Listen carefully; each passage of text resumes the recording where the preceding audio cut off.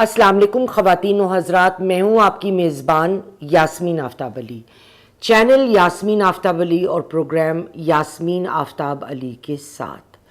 آج کا میرا جو پروگرام ہے وہ ہے تو ملٹری ٹرائلز پر، مگر اس کا ہم نے ایک گلوبل تاریخی جائزہ لیا ہے۔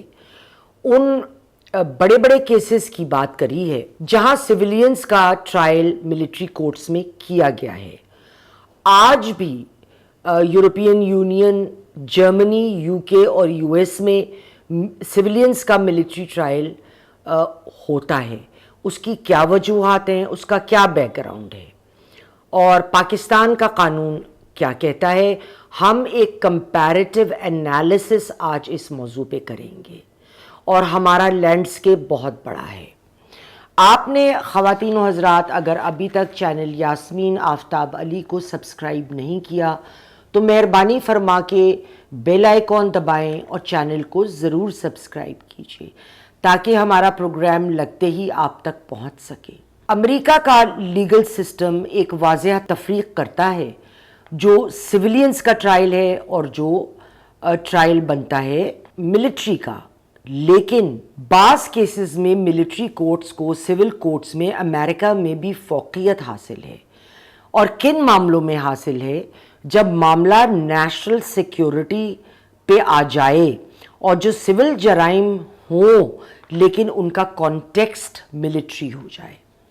ایک بے حد نمایاں تاریخی واقعہ یو ایس ملٹری کورٹ کے حوالے سے میں آپ کے گوش گزار کر رہی ہوں۔ ورلڈ وار ٹو میں ٹوکیو روز کے نام سے ایک بہت بڑا کیس ہوا تھا۔ ٹوکیو روز ان خواتین براڈ کاسٹرز کے بارے میں ہے جو جاپانیز پروپیگنڈا ریڈیو کے اوپر چلاتی تھی اور ریڈیو کو آلائے استعمال بنایا گیا تھا۔ ان میں سب سے نمایاں رول آئیوا ایکالکو ٹوگیورو کا تھا، جنہیں جنگ کے بعد اریسٹ کیا گیا۔ یو ایس اے میں 1949 میں چلا تھا مقدمہ ملٹری کورٹ میں اور ان کو 10 سال کی ٹریزن کے لیے سزا ہوئی تھی۔ حال میں آپ آئیے تو وار آف ٹیرر میں 9/11 کے بعد یو ایس حکومت نے ان تمام لوگوں کو پروسیکیوٹ کیا ہے جس کا تعلق ٹیررزم سے تھا یا ان کو شک تھا کہ ذرا بھی ہے۔ اس میں جن لوگوں نے القاعدہ ممبر اور طالبان سے جن کا ذرا بھی کوئی تعلق نکلتا تھا ان کو ٹرائل ملٹری کورٹ میں یو ایس میں کیا گیا ہے۔ ایک اور بڑی مشہور اگزامپل اسپیسیفک جو میں دینا چاہوں گی وہ ہے ملٹری کمیشن ایکٹ آف 2006 جو ملٹری کو اجازت دیتی ہے کہ وہ گوانتانامو بے میں ملٹری کمیشن کے تحت ادھر وہاں پہ ان کے قیدی ہیں ان کے خلاف ملٹری ٹرائل کر سکیں، اور غیر ملکی لوگوں کا بھی ادھر ٹرائل ہوتا ہے جو کسی بھی طریقے سے ان کو ٹیررزم میں ملوث رہے یا امریکہ کا خیال ہے کہ وہ ملوث تھے۔ اس میں ایک بڑی مثال اسامہ بن لادن کا سابقہ ڈرائیور سلیم احمد حمدان، اور اسے بھی گوانتانامو بے میں رکھا گیا ہے۔ اس کو چارج کیا گیا کہ وہ ٹیررزم میں حصہ ڈالتے ہوئے کانسپریسی میں اس نے حصہ لیا اور مٹیریل سپورٹ پرووائیڈ کی تھی طالبان جب مد مقابل تھے اور یو ایس کے اوپر ان کے لوگوں پہ اٹیک کر رہے تھے۔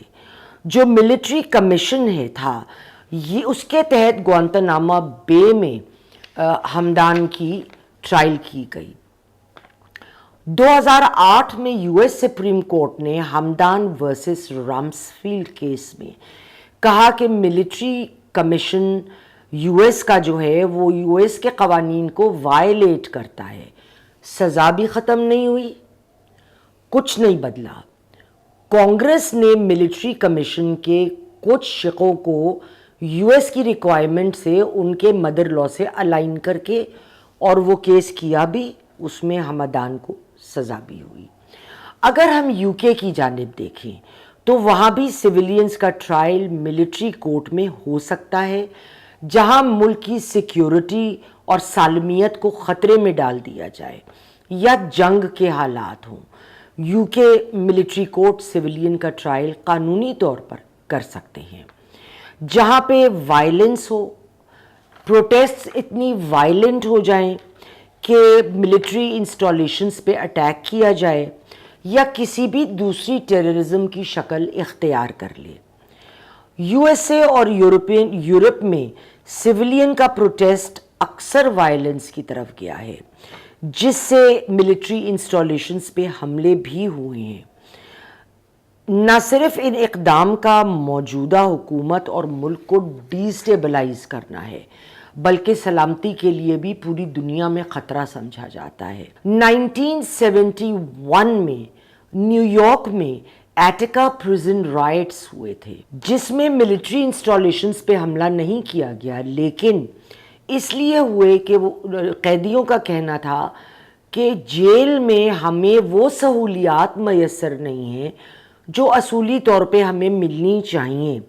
لیکن جو ریاکشن تھا اور جس طرح سے وائلنس کریٹ کی گئی، تو ان کا تصادم جو تھا وہ جو لا انفورسنگ ایجنسیز تھیں ان کے ساتھ ہوا تھا، اور اس کو ٹیررزم مانا گیا اور ان کی ملٹری ٹرائل ان لوگوں کی ہوئی، کیونکہ دنیا بھر میں یہ مانا جاتا ہے کہ کوئی بھی آپ پرامن پروٹیسٹ کرنا تو آپ کا حق ہے، مگر آپ ہتھیار اٹھا لیں، انسٹالیشنز پہ ملٹری حملے کریں، دوسرے آپ کسی معاملات میں وائلنس کی طرف جائیں، ملکی املاک کو نقصان پہنچائیں، ملک کی سلامتی کو، day to day running of the country کو آپ چلنے میں مصیبت ڈال دیں، تو آپ کا ملٹری ٹرائل بنتا ہے۔ اب ہم پاکستان پہ آتے ہیں۔ 9 مئی 2023 میں پی ٹی آئی کے سپورٹرز نے عمران خان صاحب کی گرفتاری کو لے کر ایک بے حد ویل پلانڈ اور وائلنٹ اسالٹ کیا مختلف ملٹری انسٹالیشنز پہ۔ نہ صرف شہداء کے میموریلز کو ڈیسیکریٹ کیا گیا، بلکہ جی ایچ کیو پہ بھی حملہ ہوا، کور کمانڈر ہاؤس اور دیگر فیسلٹیز پہ حملے ہوئے۔ پاکستان نے مختلف یورپی ممالک کی طرح ان کا ملٹری ٹرائل کرنے کا فیصلہ کیا، اور پاکستان میں ہوئے ملٹری ٹرائلز اپیل کیے جا سکتے ہیں ہائی کورٹ میں بھی، اور پھر اپیل کیے جا سکتے ہیں سپریم کورٹ میں بھی۔ لیکن یاد رہے، عمران خان صاحب کا جب دور حکومت تھا، ان کے دور حکومت میں 25 سویلینز کا ٹرائل کیا گیا تھا ملٹری کورٹس میں۔ یہ انعام الرحیم صاحب جو ایک بہت جانے مانے وکیل ہیں، ان کا کہنا تھا کہ عمران خان صاحب اس وقت مورل ہائی گراؤنڈ نہیں لے سکتے۔ اس وقت جب ان 25 لوگوں کا ملٹری ٹرائل ہوا تھا، ان کو اپنے مرضی کا وکیل بھی کرنے نہیں دیا گیا تھا، ان کو ان کے ڈیفنس وٹنسز کو ڈپوزیشن دینے کی اجازت نہیں دی گئی تھی۔ تو اب جب کہ عمران صاحب کے ساتھ تو بائی دا بک جا رہے ہیں، ان کی مرضی کے وکیل ہیں، ان کے لوگ بھی ڈیپوز کریں گے، ادھر کے بھی کریں گے، تو وہ کس بات پہ پی ٹی آئی بھی یہ مورل ہائی گراؤنڈ لے سکتی ہے کہ عمران کا ملٹری ٹرائل غلط ہے؟ لیکن امریکہ اور ویسٹرن ممالک میں سے کچھ ممالک کا رویہ ایک دو منہ پالیسی لیے ہوئے کیوں ہے؟ جو خود ملٹری کورٹ میں ٹرائل کرتے ہیں سویلین کے، اور وہ پاکستان سے کہہ رہے ہیں کہ تم ایسا نہ کرو، ان کی آواز تب کہاں تھی جب عمران صاحب کے دور حکومت میں 25 لوگوں کا ملٹری ٹرائل ہوا جو سویلینز تھے؟ صرف عمران صاحب کے لیے ہی کیوں یہ آواز بلند ہو رہی ہے؟ اس کی کیا وجہ ہے؟ اس نیکسس کے پیچھے کیا ہے؟ یہ تو عمران صاحب ہی جواب دے سکتے ہیں، جبکہ ان کے لیڈران نے قبول بھی کیا کہ ان لوگوں نے اپنے بندے بھیجے تھے ملٹری انسٹالیشنز پر۔ اس سے پہلے کہ میرے ایڈیٹر آپ کو ڈاکٹر یاسمین راشد کی ایکسیپٹنس کی، جو انہوں نے مانا کہ یہ ہم نے بھیجے، سنائیں، یہ بھی میں بتاتی چلوں کہ عمران صاحب مستقل یہ کہتے آئے تھے اور ویڈیو پہ ہیں پروگرامز میں ہیں تو کہ یہ ہمارے بندے نہیں تھے. تو یہ ان بندوں کے ساتھ بھی زیادتی ہے جو پکڑے گئے اور جیل میں سڑ رہے ہیں اور جنہوں نے جیلیں کاٹی ہیں, کہ ان کے پیچھے تو ان کا سائن کوئی نہیں آیا نا ان کو نکالنے. اگر کوئی نکلا اپنے تعلقات یا آپ کہہ لیں کہ دم کے اوپر نکلا ہے.